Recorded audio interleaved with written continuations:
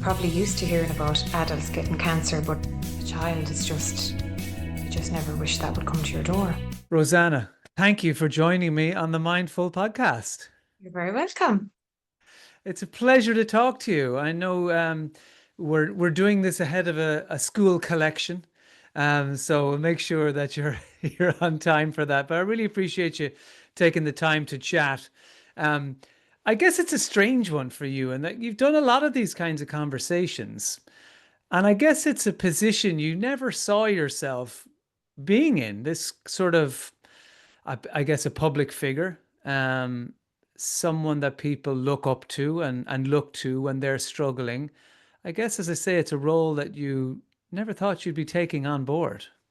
No, even when you say that, Dermot, that people look up to me, I don't think about it like that. I know people look to the page for inspiration and they take a lot from our story and our journey, but I don't ever specifically think anyone looks to me for anything. But no, it was never a role or a position that I ever thought we would be in, myself and my husband Ollie. We never foresaw that we would be grieving a child when we Mm, met. And it seems to have just been a very long journey of, you know, walking hand in hand with the child going through cancer. And then I suppose even at times, we're very taken back and think, God, she's not here. She's actually passed. And we've been through all of that. And still it stops you in your tracks sometimes to think that's all done and mm, dusted. And, we're the other side of that now. And how did that happen? Because I suppose we still remember how raw and incredibly painful those initial conversations were with consultants and doctors, when they said to us, she has a tumor, it is aggressive, it is life threatening. The statistics were never great, but you always have to have hope and you always have to keep going. And yeah, it's been a journey. mm.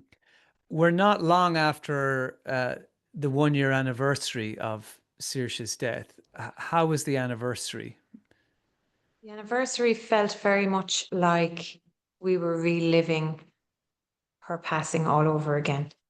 Mm, It's unusual. Maybe it's because you're always thinking back to, well, this time last year, this was happening. This time last year, we were making this phone call. You're thinking of her final few days and her final few hours, and you're really making yourself, I suppose, and forcing yourself to think and relive it. Whereas I think day to day, we do try push it down in order to be able to get out of bed and get on with our day and live life. For our other little girl who's 6 and in national school, and just to be able to, I suppose, live. mm, yeah. Um, Do you have to watch out sometimes in this new role that we were talking about that you find yourself in? Do you have to be careful that you don't take on too much? I guess I'd say it would be easy to be caught up in interviews and helping people. And I know you put on a show recently, an evening to kind of guide people through grief and offer your support from that point of Yeah. view. But do you think it's easy to get caught in that cycle of this new position and lose sight of minding yourself along the way? Yeah, very much so, because I want to be busy and I want to be distracted. I would Mm, prefer that to sitting here having too much time on my hands to think. But with the things that I'm doing, obviously, like the event, an evening with Roseanna and friends, mm, comes the PR, the interviews, the prep work, the planning, the Zoom calls, and then there's a whole load of other stuff going on in the meantime as well. Other plans, other things that are keeping me busy. And I suppose the way I look at it is that I've wanted to do something to help others. Maybe I'm not helping myself initially by doing that, but I found I am healing. So I think by me trying to heal others is healing myself. But I can get very, I can keep going and I can be really busy and then I flop. I do get mm, burnout. Um, and I do have to take measure and rest and pull back a little bit. and see where it's all kind of going wrong. But yeah. Mm. I'd love this chat to be as much a celebration of Saoirse as anything else. And also for people to get to know her. Obviously, a lot of us would have got to know her through the Late Late Show, and her appearances on that with Ryan Tuberty when he was at the helm. But a lot of our listeners may not know of Saoirse or know her in any great depth. So, can you tell us about her? What made her laugh the most? What annoyed her? And what kind of wonderful little girl was she? Saoirse was 7 when she got sick, when she got diagnosed. And for anyone that doesn't know, she was diagnosed with the cancer of the bone of the tibia, osteosarcoma. Um, Up to that point, Saoirse played camogie. She was in drama. She played music. She was just full of beans. She was a bit of a character. She was very witty.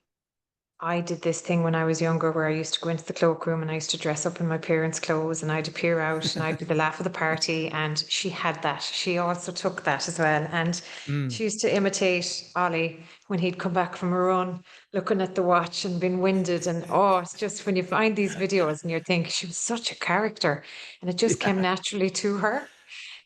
So she was very much a character, but she was a very, very, very kind person. There was such an innocence to Saoirse. She was born with it and she left the world with it, which is lovely. She was very, she made sure that nobody was feeling upset or bad about anything. She'd often come home from school and she'd let me know if someone in her class was upset about something, and it never would sit right with Saoirse. Like, even up until she passed when she was 12, for Saoirse, like, there was no reason for anyone to be sad or upset or mean, which was lovely, a lovely way to Mm. be and to see life through that lens. Um, she she was very outdoorsy. She loved her cycling, her camogie. We got a dog, Willow. She loved Willow very much. And of course, her little sister, Rose. They were just like thick as thieves, the two of them. And they loved their musicals and their movies together. And yeah, she was just a very special, special little girl. Mm. Do all the videos on your phone and photos, I guess, that we all take for granted, that we just take snaps and we move on. We don't know where photos are. They're mixed in with all kinds of screenshots and random things. Do you find that they hold obviously, more weight now, more importance? And do you find yourself going back into old videos and old photos and uh, looking through the dark recesses of your phone for extra little bits? Yeah, I do. I've always done that, I think, from day one. So we we went through Saoirse's initial diagnosis kind of, I suppose, privately, really, because the Instagram page was just my own page. You'd post whatever you choose to post whenever. Um, Coming on social media was never part of the plan. She went through her treatment, she went through her amputation of her right leg. And then it was, rehabilitation and trying to get back to some form of life. And this massive hope that that would be it and that cancer would never come knocking on the door again.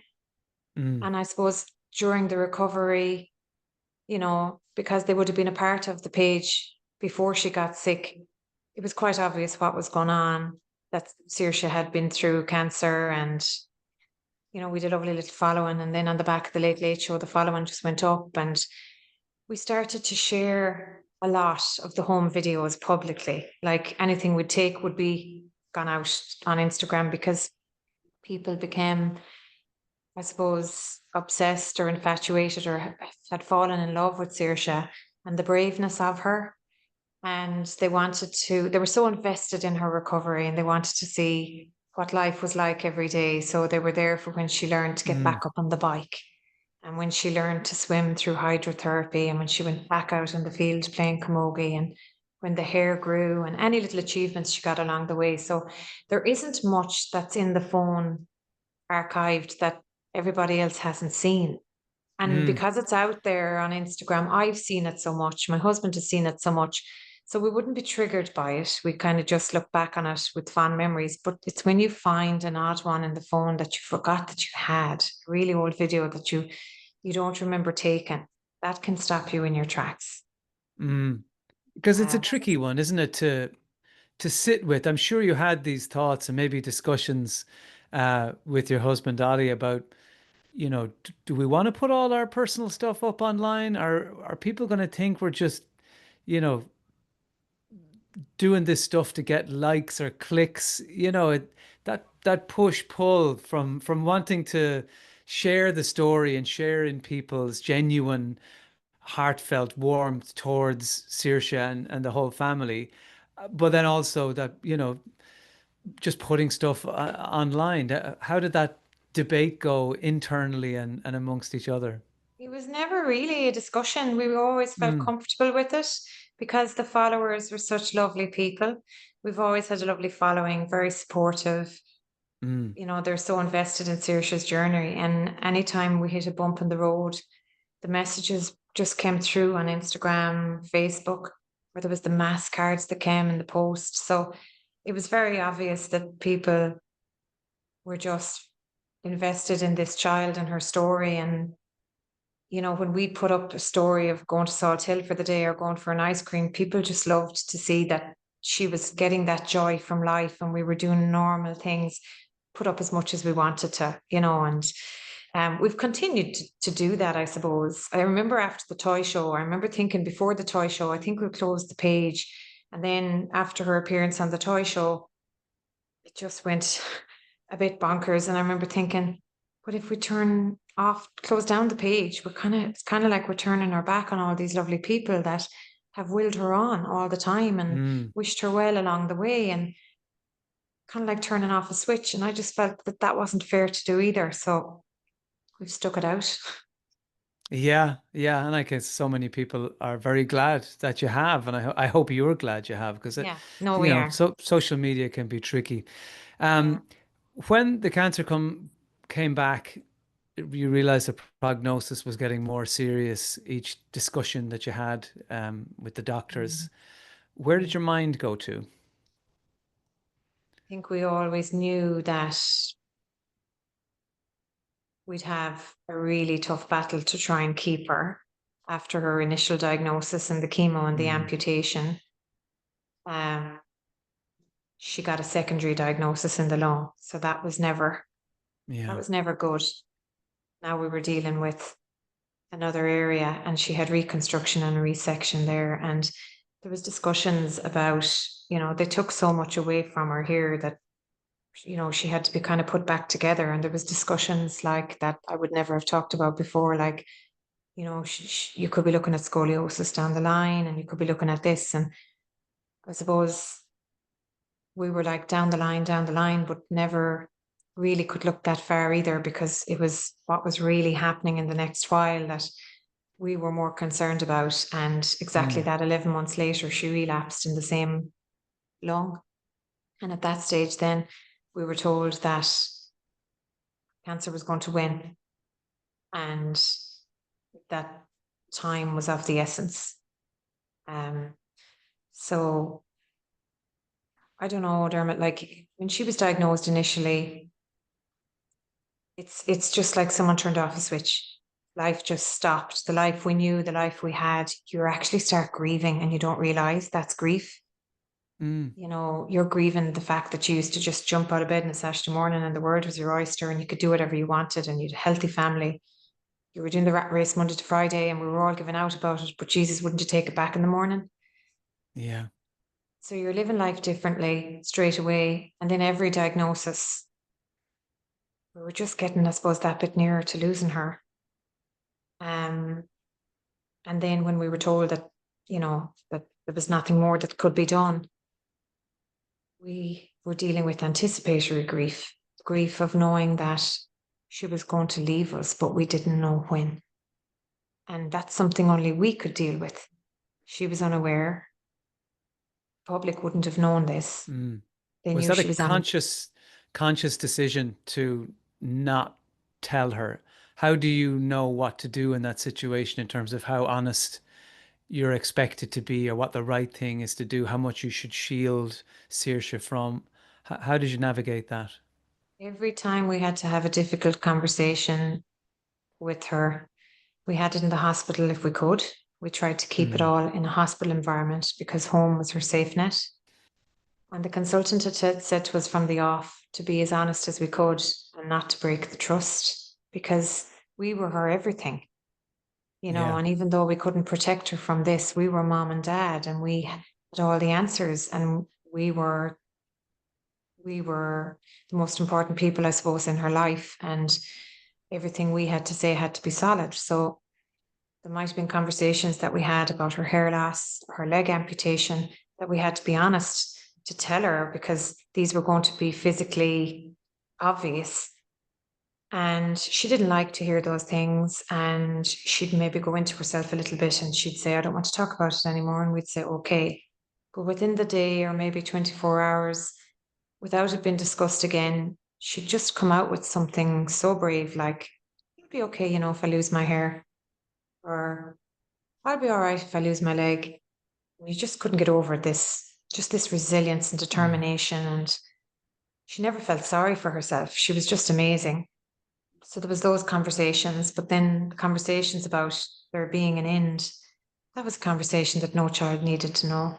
What good was it going to have telling her that this was going to happen? She would have went to bed every night and not slept. If it was someone had yeah. told me, I would have went to bed at night and thought, is it tonight? Is it tomorrow? Like she didn't need to know that. She was still a child who deserved to live every day to the fullest. So we just kept telling her that the doctors were trying to figure it all out and that they were going to give her more chemo or they were going to keep looking for a medicine. Um, and as much and all as it got worse towards the end, she she still never really, like, she never obviously knew that she was going to die. Um, and I think we'll always be happy with that decision. Yeah. Mm, yeah. I was talking to Katrina O'Sullivan on a recent episode of the podcast, and we were talking about trauma, and had it given you any gifts? And she's like, there are certainly some small things along the way that you pick up, but you'd swap them in an instant, for Mm, the way things were. Is that yeah, how you feel? absolutely. I'd, Mm, I mean, what we have is we've everything that we had before Saoirse passed, but what we don't have is, you know, the loss, the void. I'd give anything in the morning to go back to the rat race, to go back to giving out about how there isn't enough hours in the day, just to mm. have her here and just so that Farrow's would have someone because she feels it the most. How does Farah talk about her sister? How does she communicate that she's feeling the loss of her lovely sister? Most days at the moment, Mm. I miss her. Oh. And most nights when we put her down to bed, she'll arrive up and say, I miss Saoirse. And there is nothing anyone can say. There's no answer that's going to Mm. fix, that's the one thing. Like a few weeks after Saoirse passed, Sparrow started asking for another baby. And this went on for months and months and months. She just thought you go into Smith's and you order one, or, the innocence of it. And Mm. I found that very hard as a mom because we had our own fertility struggles and we ended up having Pharaohs through, some fertility expert help. But I suppose for Pharaohs, she's the one person that never knew that Saoirse was going to go, whereas me and Ollie always knew, and we were preparing Mm. for it, and we were there, very much a part of it. Pharaohs, we could never tell Pharaohs, we could never prepare Pharaohs because she might say it to Saoirse. So Pharaohs had Saoirse in her life for 5 years, and to her, it's like someone snatched her away. And she will always Yeah. say, But she's a real Disney princess person. And Yeah. she'll always say, why did Saoirse have to die in real life?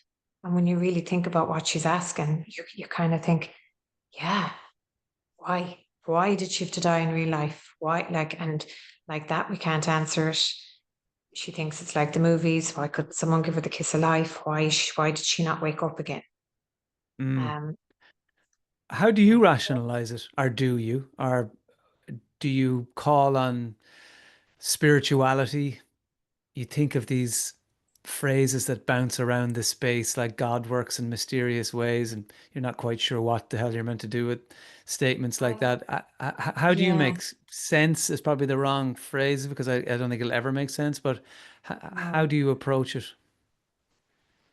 I don't, I, I don't say that it's God. I believe I, I can't blame God. How can God take away something so precious that He gave you in the first place? Mm, I think it's something bigger than all of us. I think it's something that nobody has control over. Another thing that people will say is, that what's for you won't pass you, or there's a reason for everything. I'm kind of over here going, well, there's no reason for that.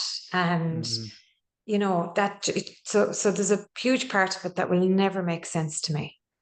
And I know that I'll probably never figure out, and I'm kind of have to just sit with it and be like, look, this is what happened. We had no control over it. I can't blame God, but I don't know, Dermot. It's a hard one. You have to just try and come to terms with it. mm. I've always told myself it's pointless being resentful and angry. I don't see the point in that. Who are you angry with and who are you resentful? It happened, and it's not going to change anything now by being angry or cross. Yeah. You described grief as a mix of emotions, that it's not just one thing. Mm. How does that manifest for you in terms of what you feel in your body, or maybe if you're experiencing that during a day?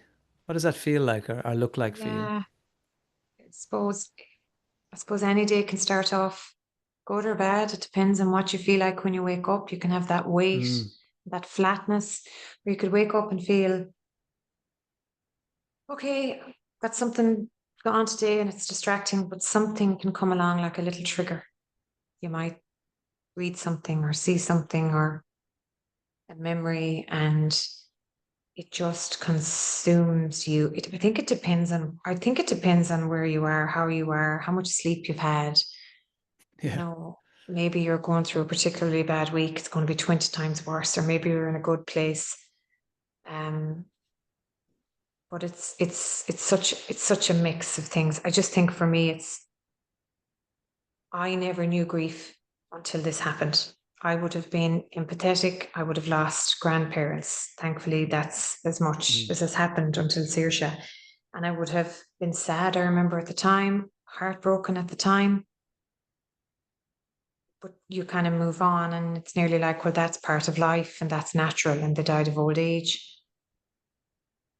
But this grief, I never knew. No one could ever tell me what was ahead.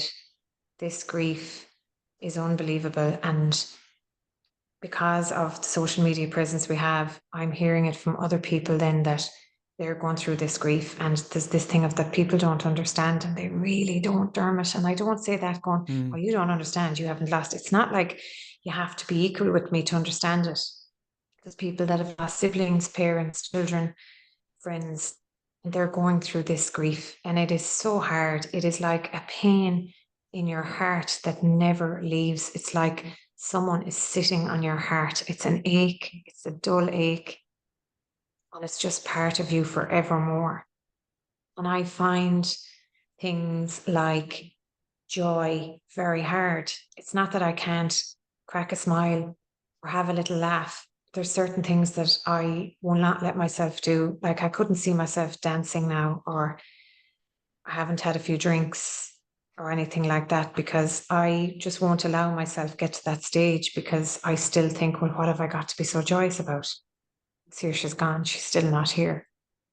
Mm. So Is there a little bit of guilt,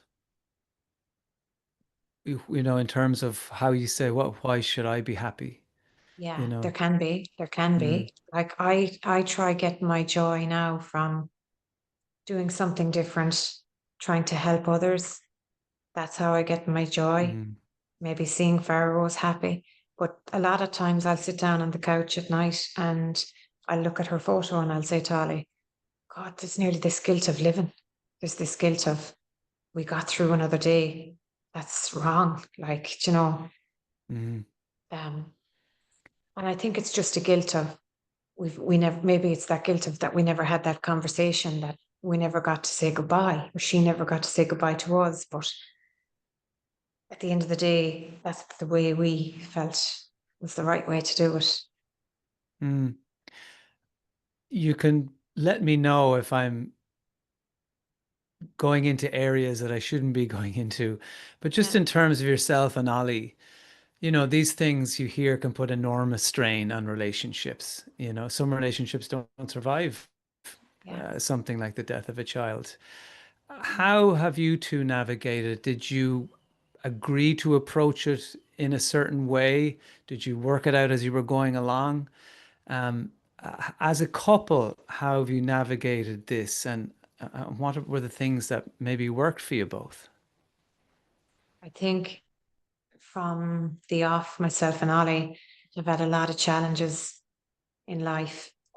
Um, myself and Ollie were only engaged when Ollie was diagnosed with cancer himself, and I thought that was it for us. And I watched Mm, him go through the chemo and the surgery, and I suppose the day I stopped worrying about Ollie's cancer coming back was probably the day Saoirse got her cancer, because it's something that you never stop worrying about.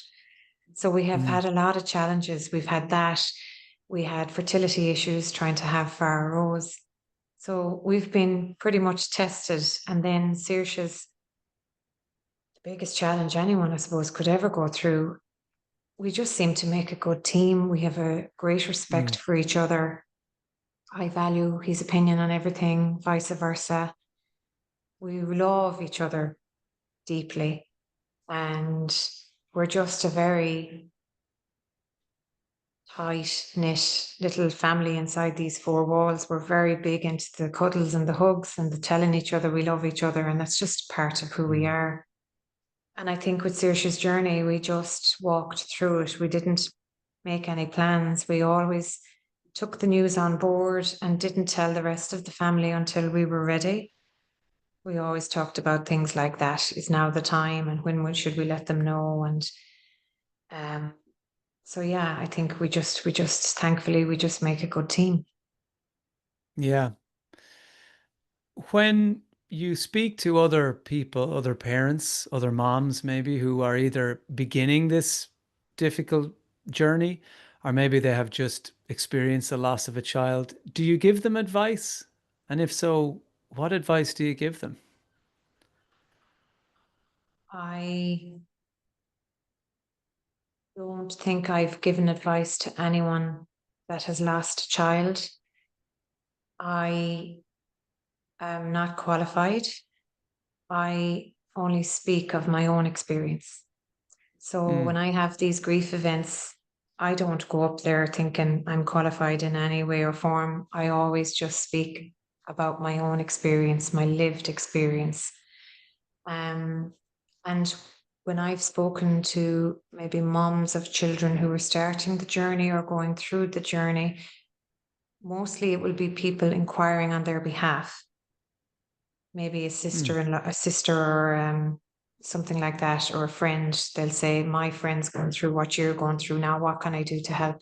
And I'll advise them in that way about the support systems that are out there, or the little things they can do, like cooking the hot meals and just putting them into the freezer, or sending a text, not being too intrusive. Don't be asking for the details of the chemos and what's the mm. regime. Just, let them know that you're there waiting in the wings. Um, that's all I can do. Yeah. Did Ollie's journey through cancer himself help the two of you in terms of being able to expect, know what to expect with Saoirse's um, healing Um, and what she had to go through?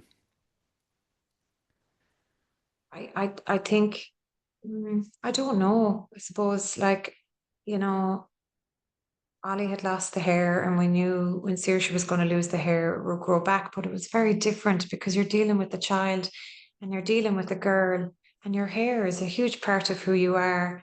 And I remember at the Yeah. time we even had conversations, will we shave our hair as well so that she won't feel so alone on the journey? But she was so good about those things that, we got the wigs and everything, and she decided, I don't like wearing them. It was down to her, the wigs were there. I think Mm. she had two, and she was just so brave and admirable that she didn't care. Like, she was more comfortable without the wig, and that's just the way she did it. I don't think, Dermot, it did prepare us really, because it was very different. The odds with Ollie's cancer, which was a testicular cancer, were so much better than what Saoirse got. Saoirse's Mm. from the off, was aggressive. So it eventually caught Yeah. up with her. Um, and again, an adult to child, there's just, we were probably used to hearing about adults getting cancer, but a child is just, you just never wish that would come to your door. I know. I know when you realized the prognosis wasn't good, you did book some trips together. You were able to go on a few trips together. Tell us about those, and are they, I guess they're very precious memories now. And where was your head at when you were on those trips? Were you able to enjoy all that precious time together? Yeah, they were, we were the memory makers and the memory keepers. And Mm. I suppose looking back now, it's great to have those memories for Rose.